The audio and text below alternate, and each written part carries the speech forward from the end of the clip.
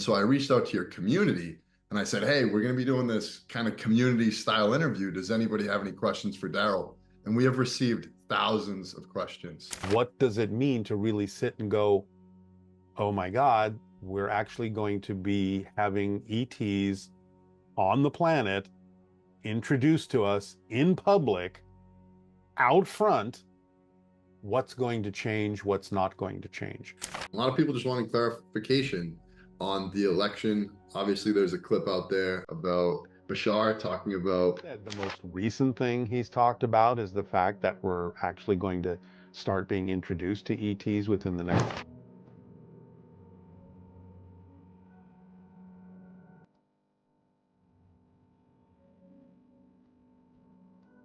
Hey everybody, our mission here at the Heart Coherence Collaborative is to get people in touch with the healing power of the heart. And we really need your help. Right now, only 1% of viewers subscribe. We are aiming to take that number to 6%. The reason why we want to do that is the more people that subscribe, the more people in the world can learn the magical practice of heart coherence. So please, help us out. If you ever listened, if you love this message, please just take a moment to subscribe. Thank you so much. We love you. Welcome, everybody, to the Heart Coherence Collaborative. This is the best day ever because we have Darryl Anka with us in a very, very special Heart Coherence Collaborative episode. And the reason this is so special today is because we recently had Darryl on and it was phenomenal. And I was going through the comments of our last interview and we had like 100 different comments from people. And so I reached out to Darryl and I said, can we interview you again with all these questions from everybody?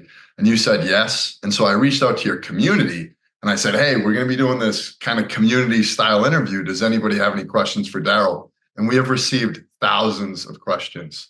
And so first off, we just want to say to the Bashar community, we love you. We're honored to do this and we're going to do multi-parts. So we've separated everything. We've compiled all the questions. And today we're going to take our first stab at the best questions from everybody in the group. So thank you, everybody. And thank you, Darryl. You are welcome. Thank you for having me again. Happy to do this. Awesome. You want to go first? Yes. So the first question is, Bashar says that when we come to Earth, we choose a theme to explore. Is it possible to change that theme once we are here? And if so, how would you go about doing that?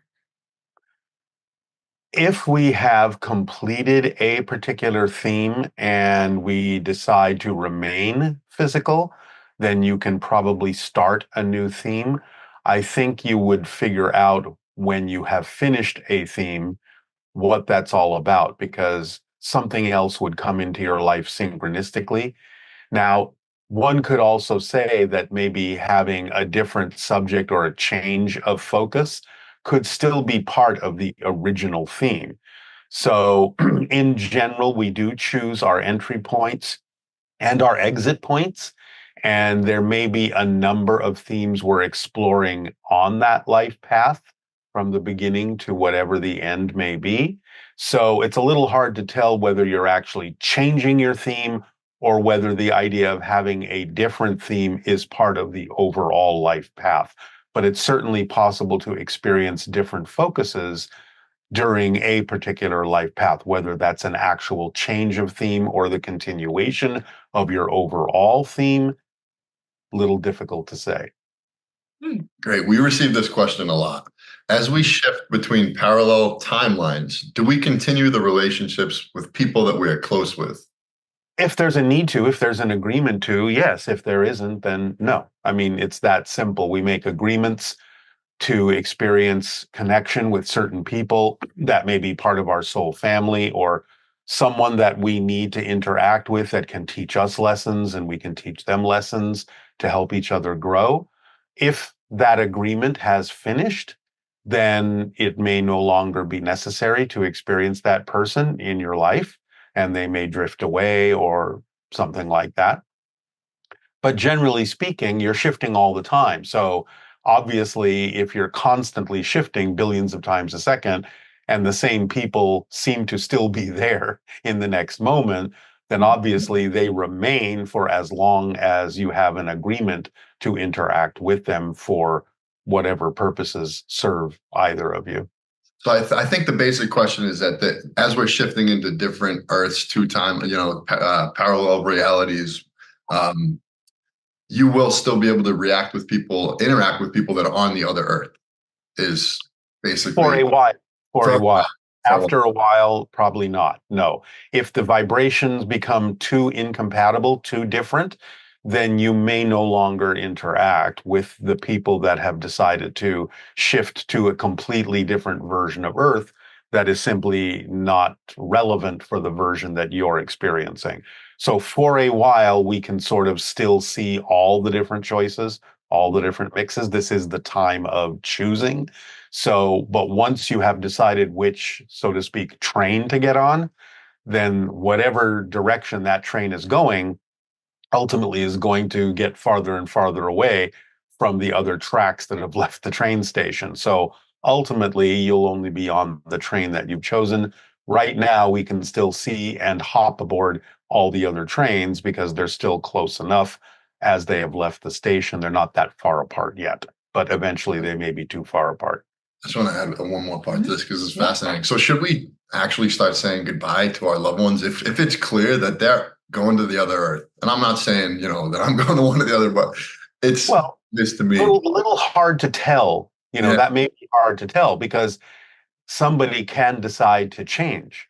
Mm-hmm. And therefore, saying goodbye might be kind of irrelevant if they've decided to change and have a version of themselves in the reality that you've chosen. You don't necessarily know that that's a final goodbye.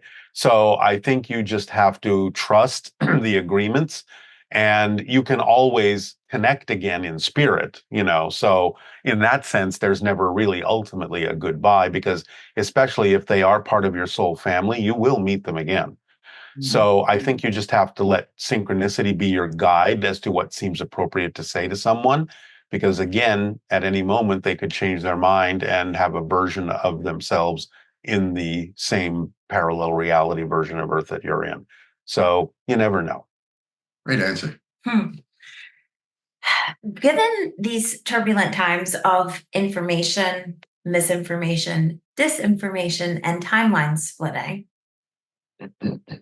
it's understood that it's important to stay centered in one's heart. How does discernment work when you're centered in your heart? Well, it's like the old saying of picking up on a vibe. You can, when you're honest with yourself about what you believe to be true, and you're clear about how you may be aligned or misaligned with the idea of positive or negative energy, then it's easier to discern what is vibrationally compatible with what you prefer in your life or not. So it's just like developing a muscle, it's developing a sense, but it takes clarity about yourself, honesty, transparency within yourself. And the more you do that, the easier your senses can pick up on what is either in alignment with what you prefer, or either in alignment with either a positive or a negative energy. You just really have to be clear about what you're observing, why you're observing it. Just look at, it's an old saying, don't necessarily pay attention to what people say, look at what they do. It's the actions that tell you who people are, what they're all about. And by really observing what those actions are all about, then you can decide whether what their behavior is compatible with what you prefer in your life. If you're talking about the discernment of knowing whether a person or not should be somebody that you are interacting with. Great. We've had a lot of people from your community ask specific questions about historical figures. I was wondering if Bashar has brought up any characters from history and said that they were of specific importance that would be worth mentioning. I don't remember every conversation that Bashar has had, obviously, in paneling. I don't recall. I know that there have been moments when he's talked about different figures like Tesla and so on and so forth, and Einstein. I don't really know the extent to which he has discussed them. And a lot of times that could be happening in a private session. So he could have done that not publicly. So that would have to be an actual question for Bashar rather than me, because I don't really know who he's talked about. People have talked a lot about making choices and there being some confusion about how to handle them. Specifically, how can you make choices from a neutral standpoint while still being obsessed with your highest excitement?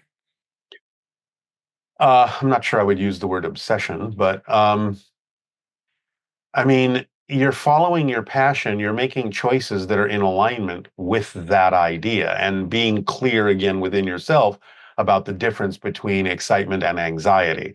So if you're making choices in any way, shape, or form more based on fear or anxiety, then that's something that someone really needs to look at within themselves to find out why they would be choosing things that really, if you pay attention, you know are out of alignment with who you really prefer to be. Because we always have a reason for choosing what we choose. And that reason is usually because on some level we have a belief that says that it is more beneficial than the alternative. But you have to really understand that that could only be because you believe the alternative will actually cause something worse to happen. That may not actually be true. So you really have to look at the factual nature or lack thereof of the choices that you're making in terms of what would really be out of alignment with who you are, what would really be worse if you chose it? Or is that just your fear speaking that, oh, yeah, it's going to be worse, so I'll stay where I am? Because a lot of times people are making choices they know are not what they prefer, but they keep choosing it because they believe the alternative would be worse. So it's a safer bet to stay where you are, as uncomfortable as it may seem. So it's all about why are you choosing what you're choosing and really deeply investigating the reasons that you're creating for why you choose what you choose and whether it is truly compatible with who you prefer to be or whether you're making choices out of anxiety. And that goes back to the idea of developing your ability to discern the difference between a positive or negative energy, between joy, love, or fear. Hmm. I have a follow-up question, which is, um, when we use our excitement to follow things and make choices, a lot of people have had, let's say, a childhood that's traumatic, that set them up to be excited by the wrong things. Often in love, people are most excited about somebody who's, not great for them and will destroy them, and finds people who would be good to them boring. So Yeah. how can we work all of that out? Well, I mean, not to be too pragmatic about it, but some of that may require therapy. Yeah. So, I mean, again, that's simply part of a process of getting to know yourself and understand why you are making the choices you are making. If you can make a choice that starts to reflect to you in some way, shape, or form based on the behavior of the person you've chosen to be with, that something is off kilter, that something is out of alignment, then again, you have to look at why are you staying in that relationship? Why are you making those choices? Again, you do understand that sometimes people who have been brought up in traumatic experiences, that's what they're equating to the idea of love because that's all they've been taught. That's all they know.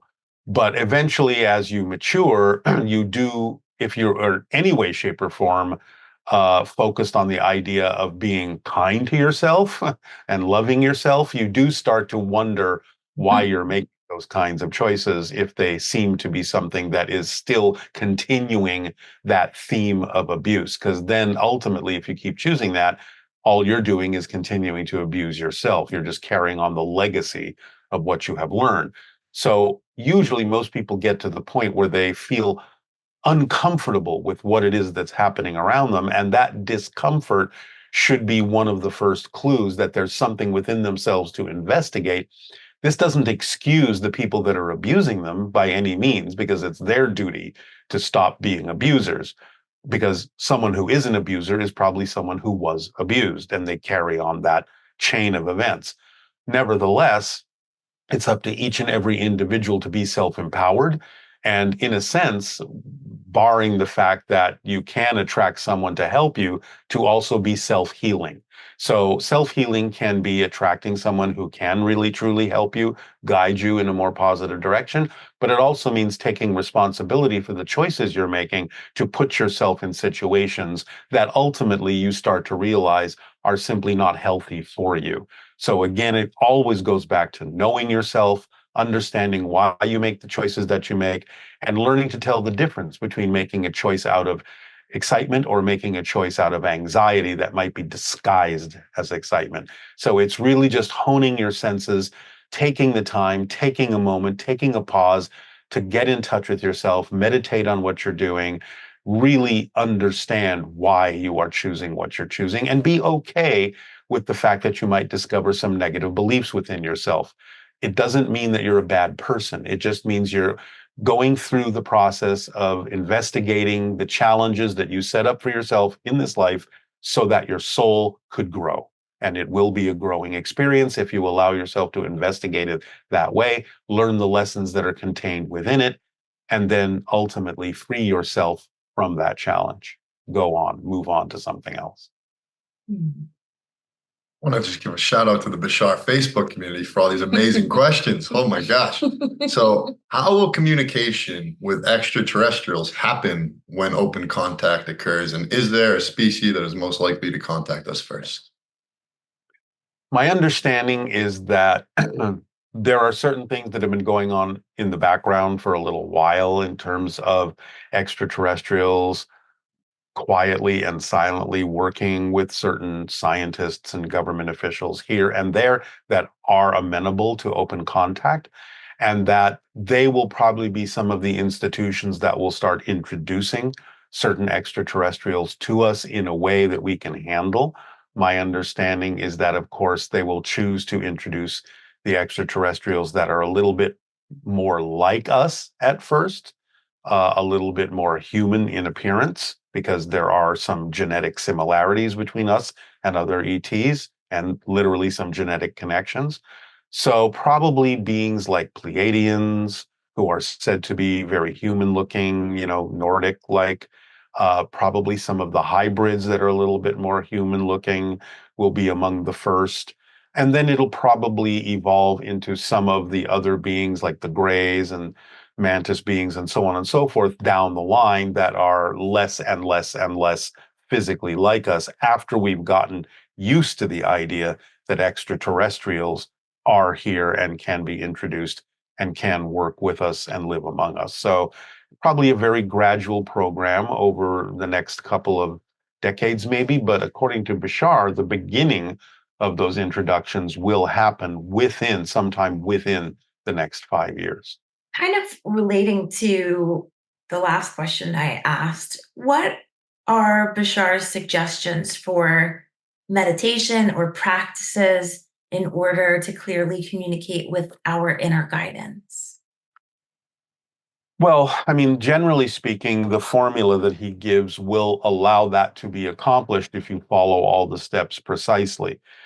But also, he talks about things like meditation or other techniques that are, in his words, permission slips. So it doesn't really matter what you're using. If you're attracted to a particular tool, technique, discipline, whether it's meditation or crystals or floating in water or what have you, the idea behind using any particular discipline, tool, or technique is that your belief system attracts you to whatever will align with your belief system to allow you to give yourself permission to let go of the beliefs that don't work for you and to become more of who you are. So that's why he calls them permission slips. Now, you're the ultimate permission slip because you're making the change anyway. You're making a decision to grow, to change.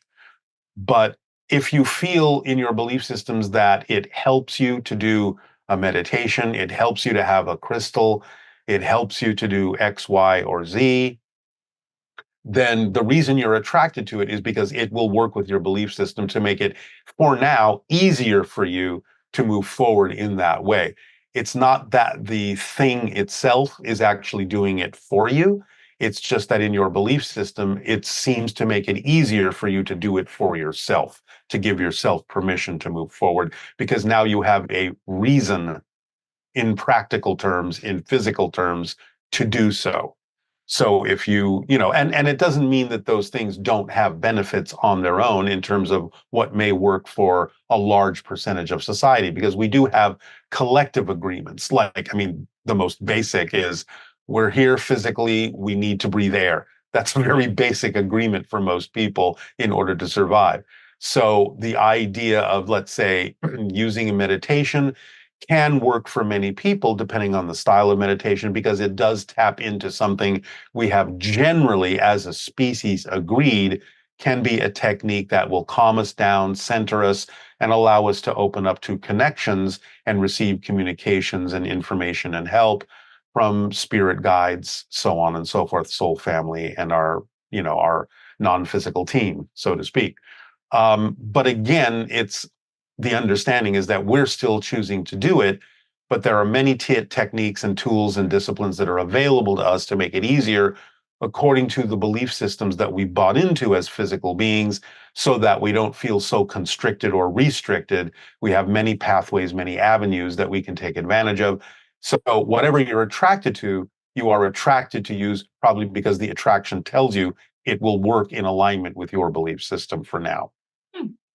Here's another question that we received a lot of, and it's based off the future being so different with things like open contact coming in 5 years. How should we raise within 5? Within 5 years? Yeah. That's could be 2 years, could be 3. I think I've been contacted, but anyway, my question is, how do we raise our children with the fact that, in 20 years there could be extraterrestrials? Should we be doing alien classes? I mean, I'd be walking around like. My experience is that they're already way ahead of most adults. I actually walked in, this was, I think, like 2 or 3 years ago, walked into a clothing store and they had a couple of t-shirts that had, pictures of gray aliens on it and stuff like that. And there were these 3 15-year-olds in the store. And just out of curiosity, I pointed to that shirt and said, what do you think about that? They knew everything. I mean, everything already. So I think it's more a matter of the older adults having to learn from the children. Because think about this, ever since the moon landing in 1969, and yes, we did land on the moon, conspiracy theories aside, we have always, since that time, been in space. So any child born after that time, it's natural for them to think of people being in space. So the idea of other beings coming from space is not a foreign concept to them. Look at all the sci-fi programs, look at Star Trek, look at Star Wars, look at all of these different things that have been flooding into our entertainment for decades now, that talk about the idea of, yeah, sure, we can meet extraterrestrials, So it's not that foreign of a concept to a lot of the children that exist on this planet. Plus, as Bashar has said, a lot of the children now that have been being born in the last couple of decades are not just a new generation. They are almost literally a new species. Genetic alterations have happened to make them, as they choose their birth path, as they choose their life path, they choose certain genetic alterations or configurations that make them more open to the idea of telepathic contact, psychic functioning, understanding that there are, other ETs and things like that. So I really don't think it's going to be that much of a shock to children when the ETs are introduced to society. It'll probably be a little bit more of a challenge for the older adults who are not used to that kind of idea.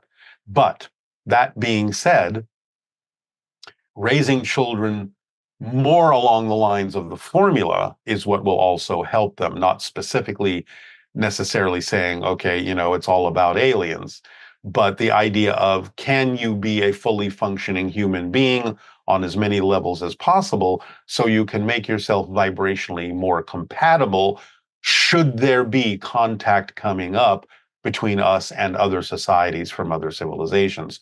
So it's really more about preparing them to be a full human being rather than just, not denying that there could be alien contact, but not necessarily stressing that as the most important thing, because the most important thing is for us to be fully who we are as human beings as well, which would make us more vibrationally compatible with ETs who are also fully being themselves.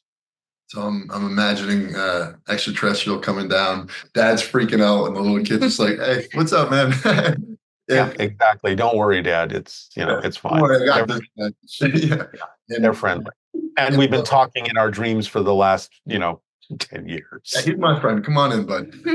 Yeah. So the other question I had was just take the ETs out of the picture, and just to raise our kids in general. Would the advice you have be just to be teaching them the formula?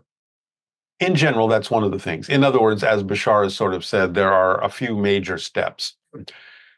Number one is, of course, the parents and the teachers need to be creative and imaginative enough to create scenarios, simulations, play act, create things that allow children to learn the consequences of the choices they make in a safe way before they express those choices out in real life and then get actual real consequences. Let them learn that there are connections to things, that every choice they make actually does result in some particular outcome that connects them to it and connects other people to it, so that they understand how to make choices that are beneficial for everyone, including themselves, rather than just randomly making choices based on the idea of ego wants and stuff like that. So that there are consequences to choices is important to teach them in a safe environment that can be created as a simulation, and take them through exercises like, if you do this, what do you imagine would happen? If you do this, how do you imagine so and so would be affected? Give them the exercises to let them learn how to project consequences from choices. So the teachers and parents have to be imaginative and creative enough to create those simulated scenarios to help children understand those connections. Another thing that Bashar has talked about is teaching them, of course, that they are as powerful as they need to be to attract whatever they need in life, without having to hurt themselves or anyone else in order to get it. Now, notice I said what they need, not necessarily always what they want, because wants can be the product of an ego. What they need will fulfill them and will feel like a want, because it will actually be fulfilling. So the idea, again, is teach them how powerful they already are, not feeling disconnected, not feeling unworthy, not feeling undeserving, so that they know they're part of a whole. Teach them how to look at the thing holistically as a whole system, so they understand humanity and the earth and the cosmos as one system, so that in learning to be of service to others, they understand they are serving the whole, therefore they get served. Whereas opposed to being service to self can actually make them feel cut off from the whole, which then can't really serve them.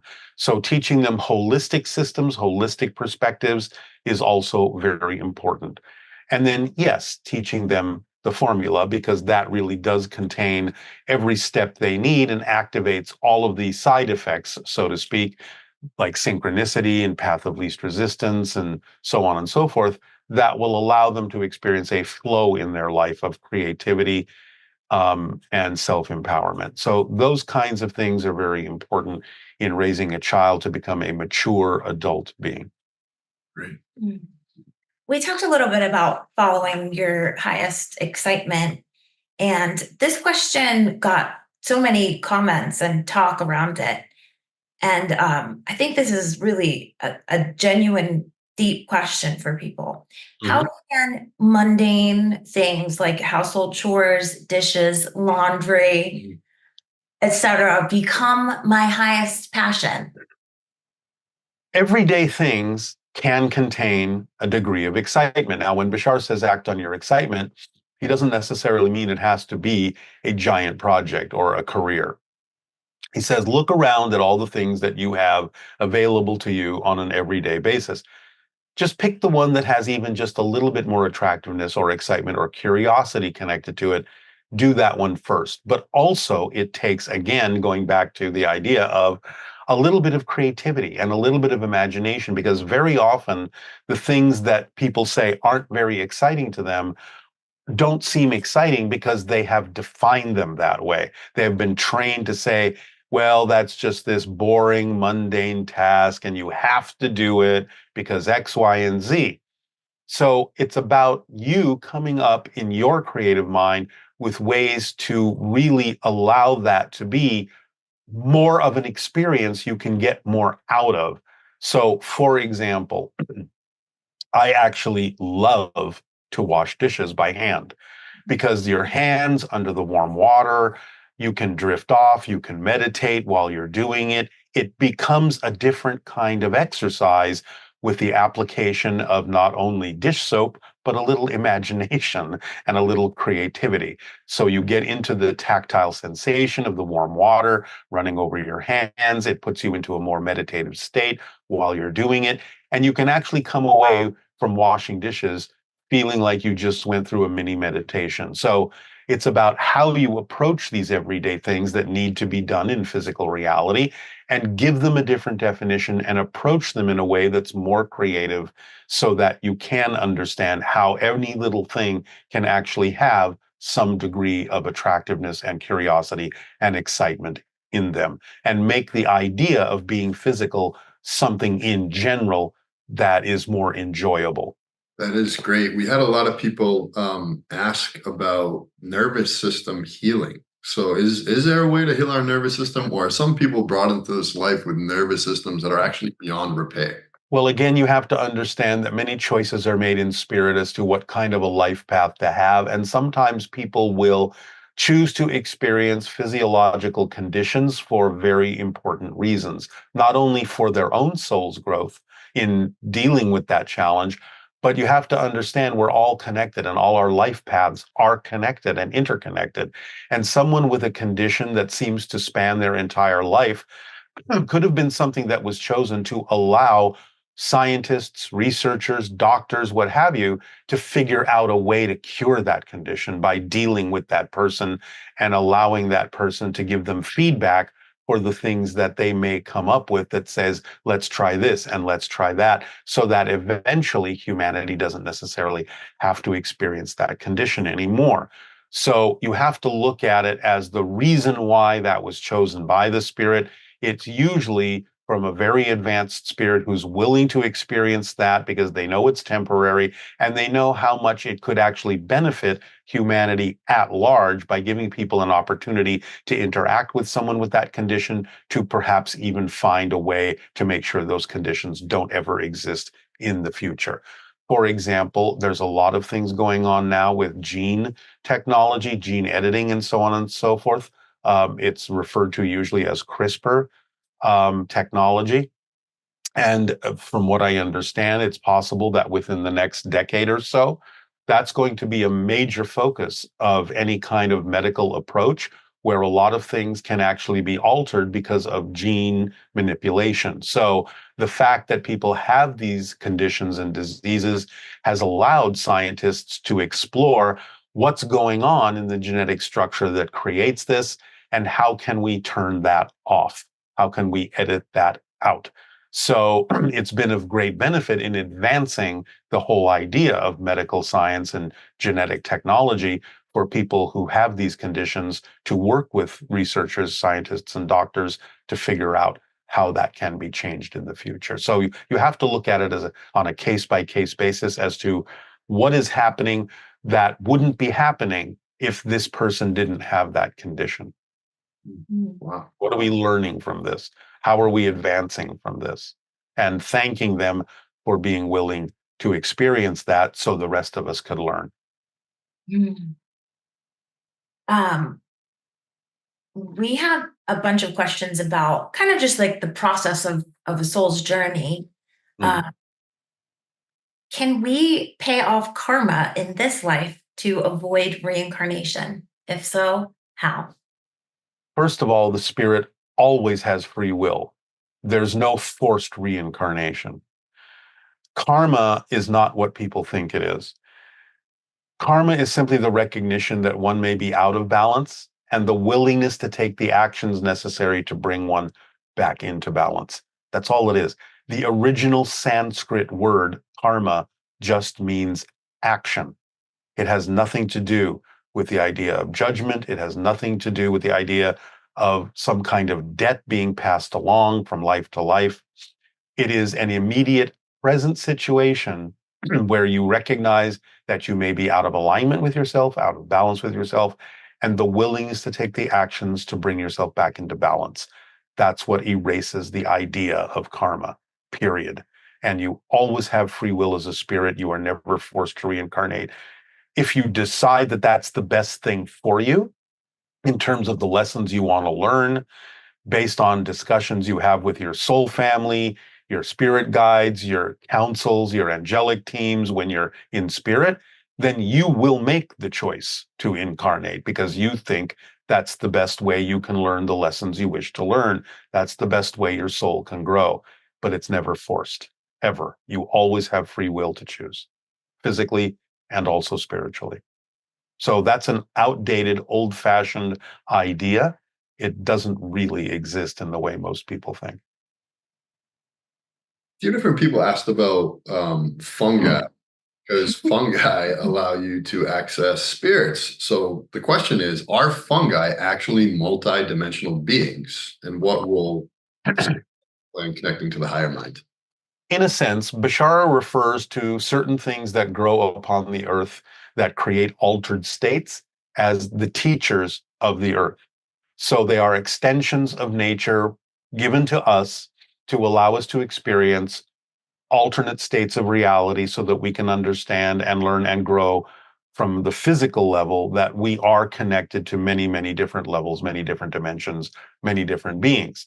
So it's a key, it's a way of accessing those altered states that allow us to experience that connection that we all have while we're physical beings so that we can remember we do have those connections and not forget that we have them. So the earth provides some of that for us.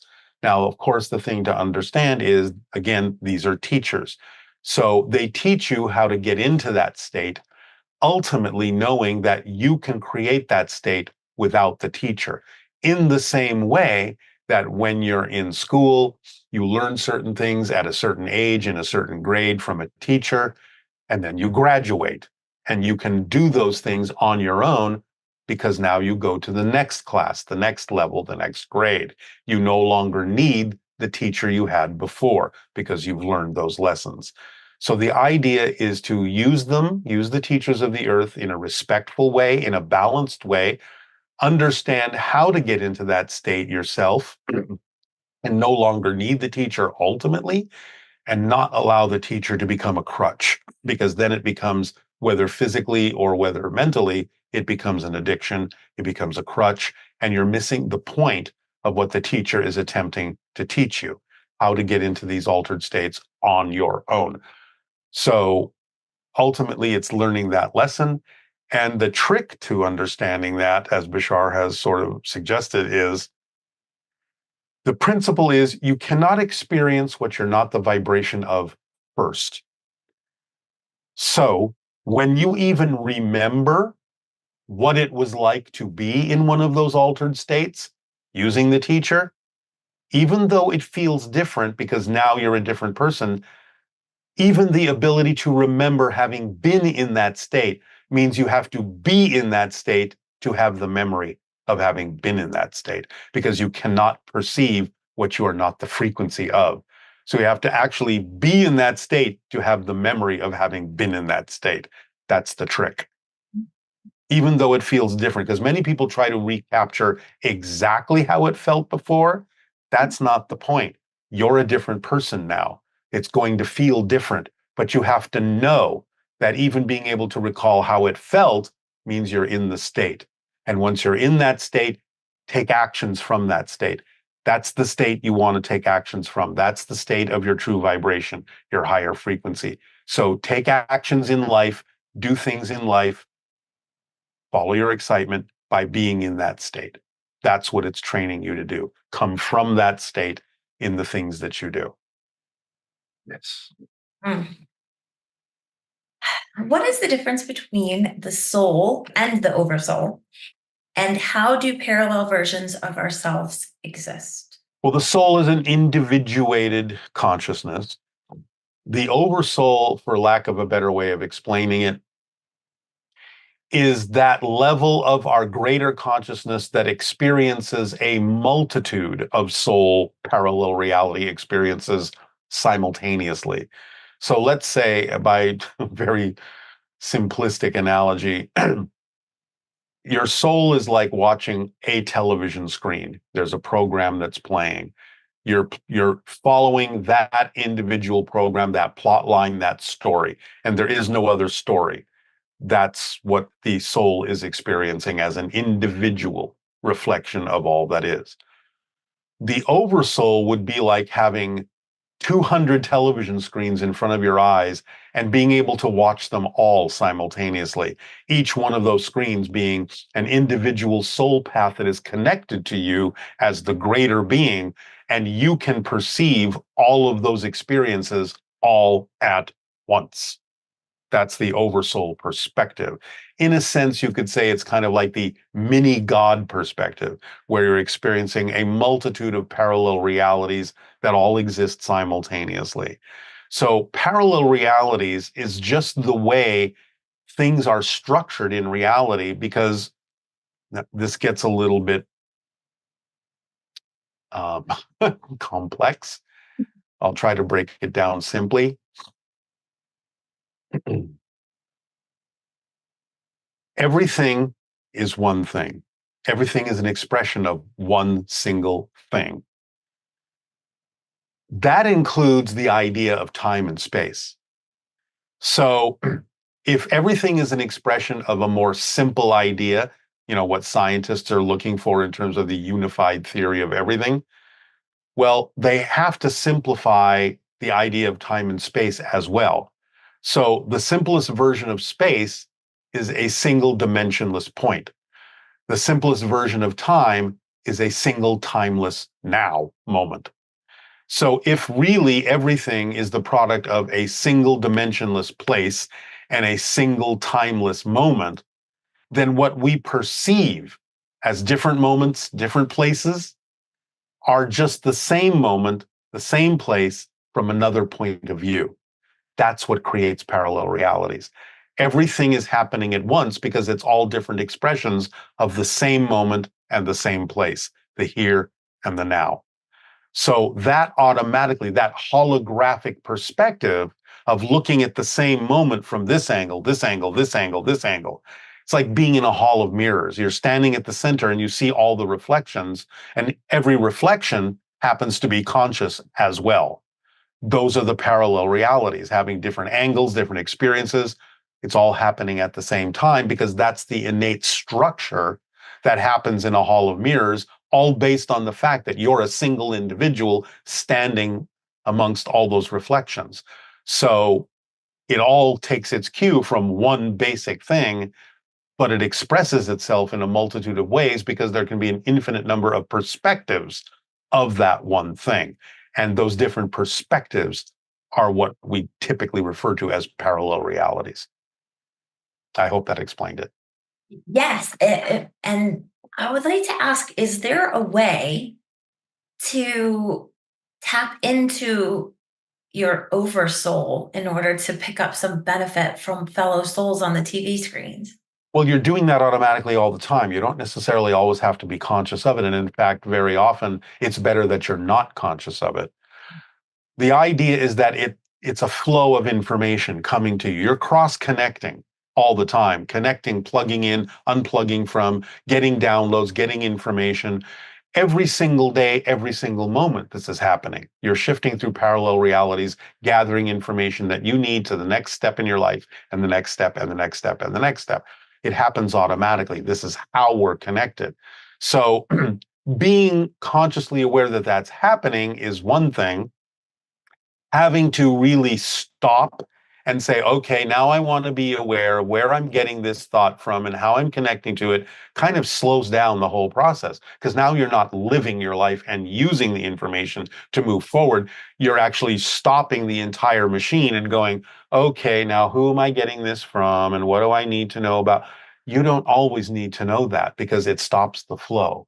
So you're doing this automatically. Now, sometimes, for various reasons, there might be what we could call a moment of expanded lucidity that creates experiences like deja vu, which can be the result of tapping into parallel realities in a variety of ways, or spirit level realities where you laid out your life and suddenly you're looking at the blueprint and realizing, oh, this feels familiar because I've already set this blueprint up. And now that I'm actually manifesting it physically, of course it feels like it happened before because I already created this blueprint in spirit. Or it feels like this happened before because I'm tapping into another parallel reality version of myself that's already lived this. And suddenly it feels like I've done this before, even though I haven't. I'm tapping into the version of myself in a parallel reality that has, because I have this expanded moment of lucidity, because I have broadened my bandwidth of senses that can pick up on what's going on in a different parallel reality momentarily for some reason. So we all have those moments of lucidity that expands our bandwidth, but it's not always necessary to absolutely maintain that, because it's about using those experiences to get on with our lives and move forward, not just sit there and figure out, okay, well, am I supposed to just keep paying attention to that other parallel reality? You'll get what you need. It's an automatic function, but you have to keep moving forward to be able to use that system properly in the way that it's meant to be used to help you live your life. Great. With aurora borealis suddenly visible far beyond previous latitudes, can Bashar give insights whether this is a natural occurrence or human interference creation? It's a total natural occurrence of the sun. Now, of course, we are creating collectively our reality. In that sense, obviously, there's a collective agreement to shift in a reality where the sun in that reality is doing this. So, on that level, you can say, yes, we're creating it, but it's not that we're creating it in the sense of putting something in the air that's causing it to happen. This is simply something that the sun is giving off a little more energetically. So the particles from the sun penetrate our atmosphere a little bit farther, a little bit more. The electromagnetic field carries those particles farther south than normal because of the energy behind it. And it can be reflective and symbolic of certain changes that are going on within our collective consciousness, because everything in physical reality, rather than being a cause, is a reflection of changes going on in our collective consciousness. So we can certainly look at that experience as a reflective event of something that's happening within us, but it's not that we're causing it in that sense, in the physical, typical sense. Hmm. How can we prevent mental thought forms from attaching to us, especially if we are empaths? Mental thought forms can't attach to you. There are no such things. It's your energy that you're feeling. If you are an empath, you're just unusually sensitive to what other people are feeling, and you're adjusting your own energy to match their frequency. So, an empath is someone who has the ability or the tendency or the choice to simply be a little bit more like a chameleon with their energy, like a mimic, mirroring other people's energy. They're sensitive in that way. And so it's not anything attaching itself to you. It's you picking up on someone else's frequency and adjusting your frequency to match it so that you're picking up on exactly what they're feeling. You can train yourself not to do that. I believe there's actually a book out, something called the Empath Survival Guide, that can actually tell you how to sort of manage your own energy so that you're not quite so susceptible to matching the frequency of other people that you don't necessarily feel like you want to match the frequency of. But again, that's a very old-fashioned way of looking at it, that something attaches itself to you. That doesn't happen. That's just the way it appears or feels, because we are in linear reality and we tend to think of things being outside ourselves that then come to us.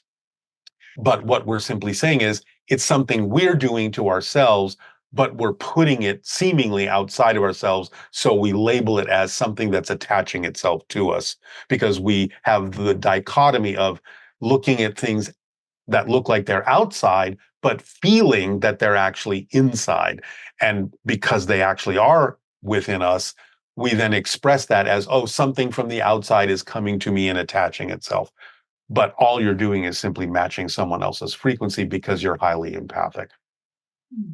Has Bashar ever talked about empaths and the true nature of it? In other words, is it something that somebody is just born with more sensitive equipment, or does it tend to be because of it seems like a lot of empaths expressed that they've had a traumatic childhood, and so they've almost had to become extra tuned for safety.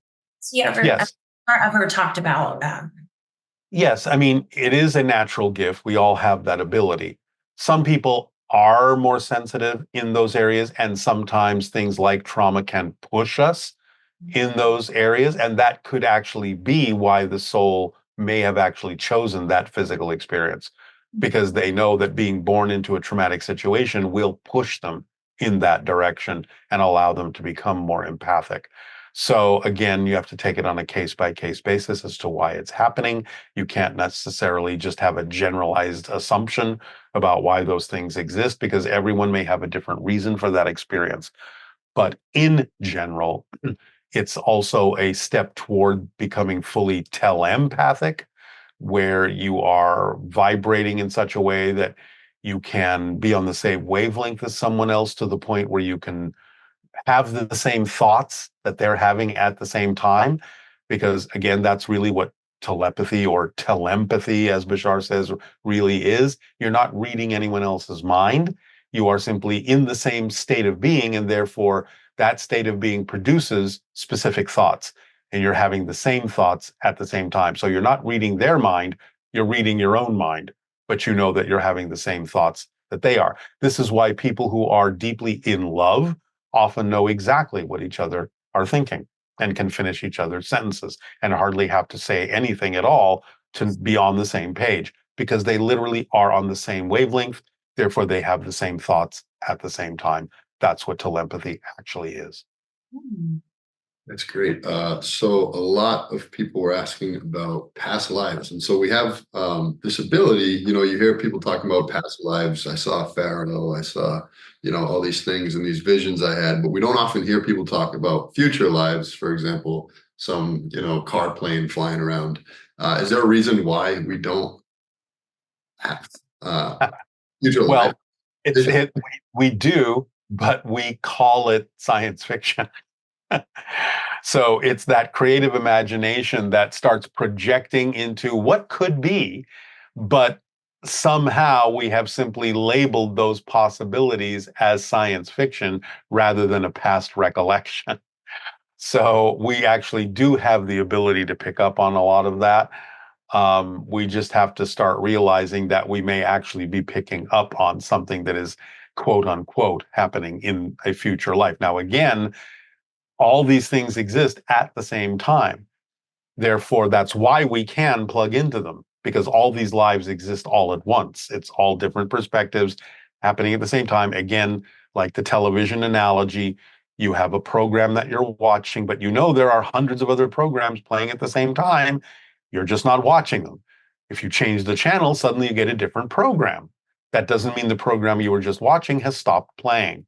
So all these programs are going on, all these lives, all these realities are going on at the same time.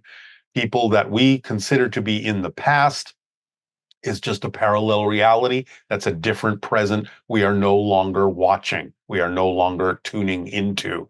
The future is the same thing. There's all these probabilities. We can connect, disconnect in different ways to any kind of past, any kind of future, because again, they're all just different forms of the present. This is why we can imagine certain kinds of things coming up and project into the future. Oh, we're going to have this, or I'm going to write a science fiction story about, people who can heal themselves through vibrational frequencies and color and stuff like that.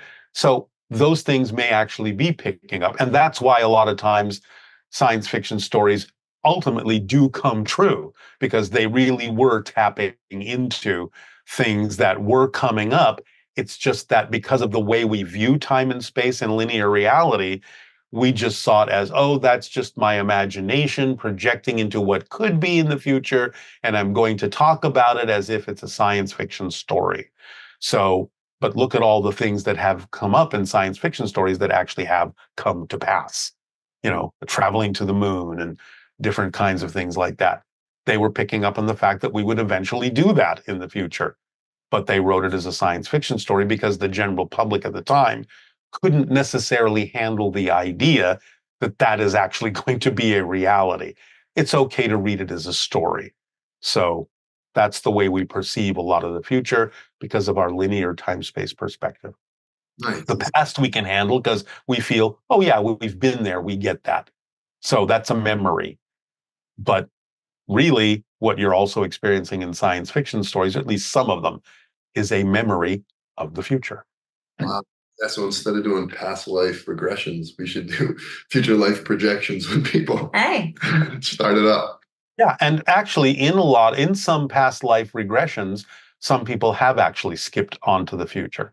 Mm. Some of the Dolores Cannon stuff, when she did her regressions with a lot of people, in many of those cases, they actually talk about things that seem to be about future lives. So it's not that rare, but we just don't usually take people there. Okay, great. Couple more questions each. So you had talked before about children as they're coming in, kind of, evolving and changing genetically. Mm-hmm. Where we're sitting in the present, there has been a lot of fluctuations in terms of males having less male hormones and hormones being imbalanced. I think a lot of an idea of almost like being male or female not being that important, and then now a resurgence of people really realizing that for a lot of people they're maybe not as happy without the right balance of hormones, without like men Right. being masculine. Yeah, I think this is all part and parcel of the energy of our species learning to be more balanced, learning to understand that the soul is neither of these things and potentially any of these things. You talk about the idea of reincarnation. We've been males, we've been females, we've been whatever. So, I think now we're experiencing that physically where we're trying to take upon ourselves the actual physicalized experience of being in balance. And that's altering our chemistry. It's making us realize I can change myself to something I feel more comfortable with because the soul and the physical body are malleable that way. And I think it's just all about a huge lesson for humanity in trying to balance the male and female energies out in a way that is evolving in our society to become something that in the future will be a more balanced form of human, whatever that means. It doesn't necessarily mean that genders will go away, but it does perhaps point to the idea that whatever form we take in the future will be something that in its spirit and in its energy will be far more balanced and less likely to be so polarized. Are there any compelling messages that Bashar has came through to you, Darryl, over the last few years that you haven't really shared as much with people that you think that we should know? Or is there anything you think we should know that has come through? Or do you think it's all been out there? It's all pretty much out there. He's pretty Come on, chatty. give us the juice, man. That's a secret. Give us the juice. No, it's all pretty much out there. I mean, again, like I said, the most recent thing he's talked about is the fact that we're actually going to start being introduced to ETs within the next 5 years. I mean, that's kind of the newest thing. And it's something to really ponder because if that's really truly going to happen within the next 5 years, the thing to look at is, okay, how does it change your life? How does it not change your life? What does it mean to really sit and go, oh my God, we're actually going to be having ETs on the planet introduced to us in public, out front. What's going to change? What's not going to change? To start really getting used to that idea physically, because people can imagine what that's like. I'm going to use an example in my own life. You know how this all started. You've heard my story about how I saw UFOs back in 1973 at close range. Well, certainly before that, I've always heard, oh, yeah, sure, people can see UFOs. But you don't really absorb that in your life in any real pragmatic way, typically. It's like, okay, that's interesting, but it's not happening to me. When I actually physically saw a UFO at close range in broad daylight with witnesses hanging in the sky physically in front of you, an actual object, an actual machine, if you want to call it that, your world completely changes. Everything becomes different. You start looking at everything from a completely different perspective because now you've seen something that is not supposed to be possible, and you have suddenly been hit in the face with the fact that it's right in front of you and it's absolutely possible. And what does that mean? So it's all well and good to say, yeah, we want to meet ETs and all that. When one of them is standing right in front of you and you understand this person came from another planet and they're now here on our planet, what does that mean for our reality? And where are we going from here? It's a visceral change that happens within your body, neurologically, psychologically, emotionally. It changes more than you think. It becomes something more than an interesting mental exercise of imagination. It takes on a real quality that literally shifts your reality in tectonic ways. It's like having an energetic earthquake happen within you, and your life is never the same. So, really get into what it means to be introduced to someone from another world. It's going to make things very different. Beware, the aliens are coming soon. For real. Wow. I would love to ask something that I've wondered, that when there is extraterrestrial contact, is it always actually them traveling through space and time, or is some of it more like a crossover of dimension? It can be both. It can be both. They come from different realities, some of which are in different dimensions. It can get a little complex in terms of describing how all of that works, but they use portals and so on and so forth, or different techniques to shift themselves to our reality, whether they're coming from a different dimension or literally physically coming through space, almost doesn't matter. But yes, some of them definitely come from parallel realities, other dimensions, so on and so forth. And some of them probably find ways to come through portals from one point in space to another point in space. It's more about what their energy is like and how we are affected by being exposed to that energy that changes us, no matter where they come from.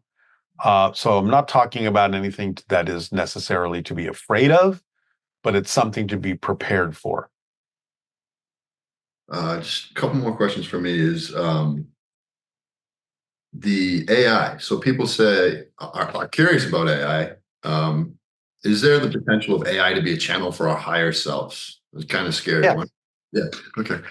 Well, yes. I mean, Bashar has said, look, when you invent a device that is as sophisticated as the human brain that can allow consciousness to express itself through it, pretty much you'll be talking to your own higher selves because it'll come through the consciousness field, talking to you through this device that you've created. That's the only part of it that's artificial. The intelligence itself is not artificial. It's real intelligence. So the idea of an AI as a tool is very different than the idea of an autonomous, self-aware AI. And Bashar has said those two things should be two different things.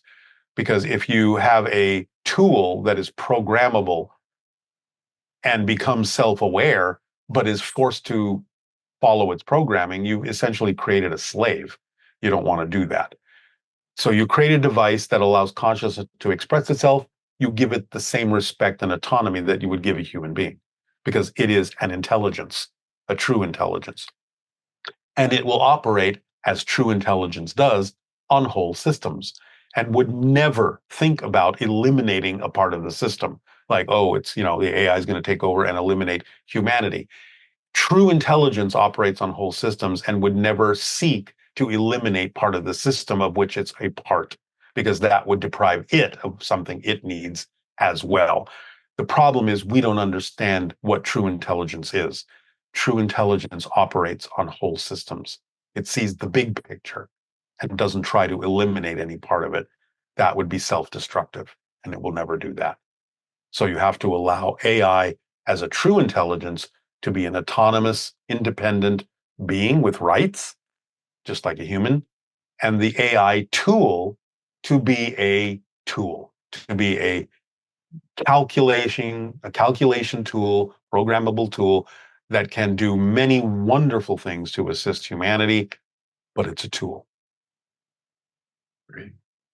I just have this last question. Oh, Do you have yeah. another? Yeah. So we've had a lot of people, the biggest one that's been coming up, obviously through the community, we had everyone vote on what was the number one question. A lot of people just wanting clarification on the election. Obviously, there's a clip out there about Bashar talking about, whether if the woman wins, what is it? What is he supposed to say? Woman wins, there'll be alien contact. The male, it will be World War III. The end Yeah, of I'm going to let him answer that in the next transmission that we do through Bashar Communications, because I know he's going to explain why he said what he said Oh, great. in that transmission. Now, the one that's coming up here is a little different, but in the one after that, I believe it's going to be called Echoes of Sedona. He will be explaining why he said what he said. Of course, the interesting thing is that one will not play until after the election. Oh, okay. But And so, I'm going to let him explain that, because there was a very specific reason why he said what he said in the way that he said it. And I'm going to let him explain that. I'm not going to second guess him about why he did what he did, because what he did was unusual, because they don't usually get that involved in our politics. And I think some of the reason why he did, because people saw that he was actually checking with someone to make sure he could say what he said, and asked people to make sure that they were willing to take responsibility for the information. That's unusual. And I'm sure there are reasons for it. And I'm going to let him explain that. But yeah, I think I'll just sort of leave it at that. But that will be coming up in a near future transmission. That will probably be the November one. The October one is called Facing Your Demons. and how can people find those? They can go to bashar.org, bashar.org, to see anything that's coming up or what Bashar has already said in recordings.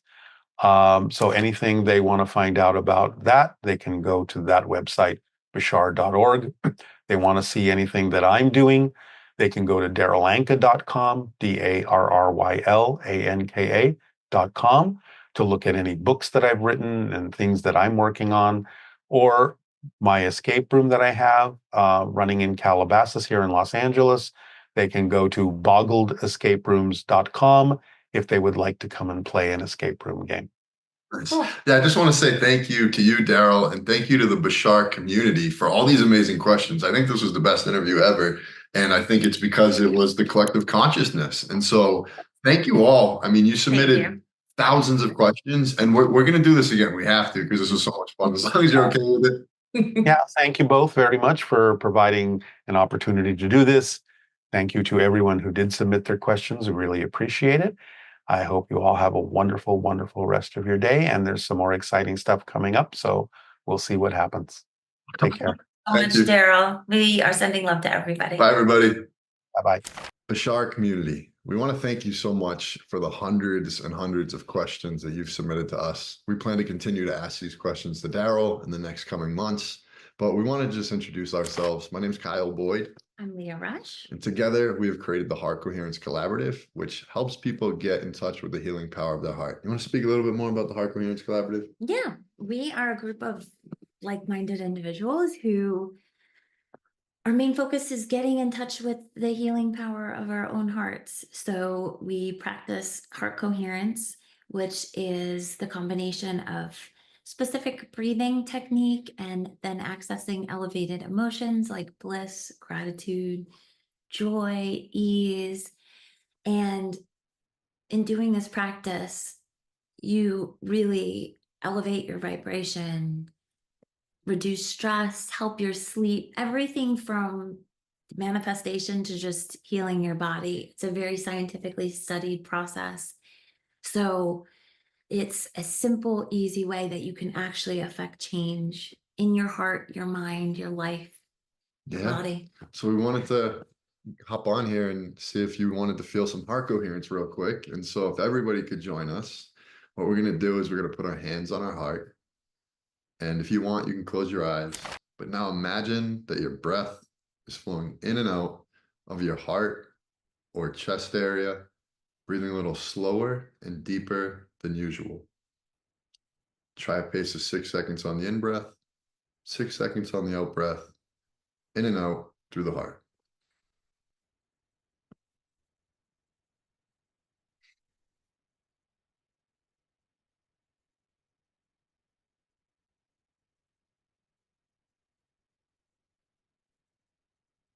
As you're breathing in and out through the heart, I want you to think about someone or something that you really appreciate.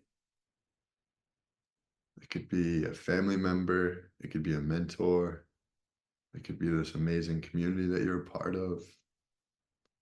But really feel that appreciation and turn it all the way up as you breathe in and out through your heart.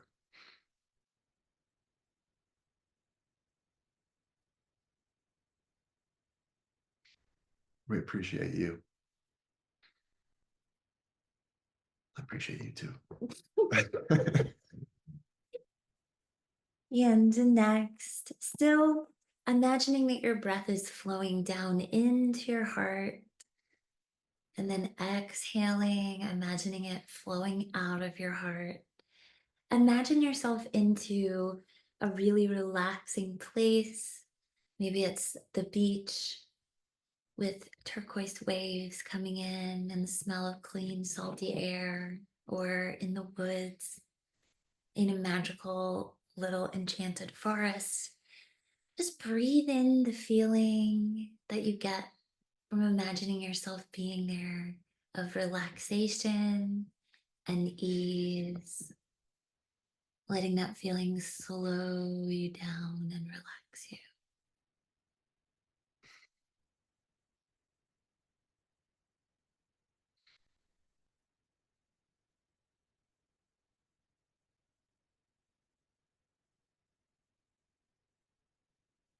If you are ready now, you can open your eyes.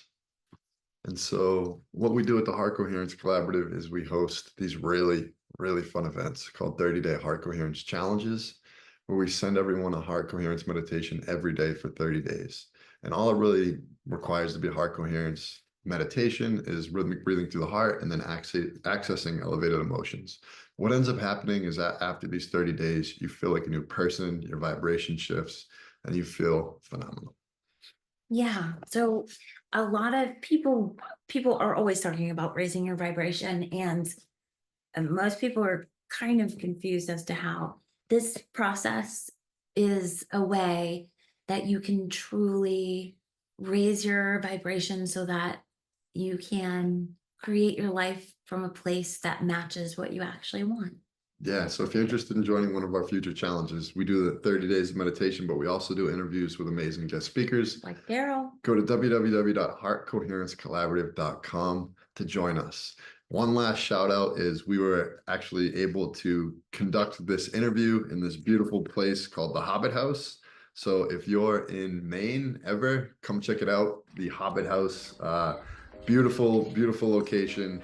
Sanford, Maine. Yeah, we'll post some pictures, but we're actually underground in the Hobbit House right now for this interview. And thank you to the Hobbit House staff. So thank you so much. We're sending love to everybody. We love you all.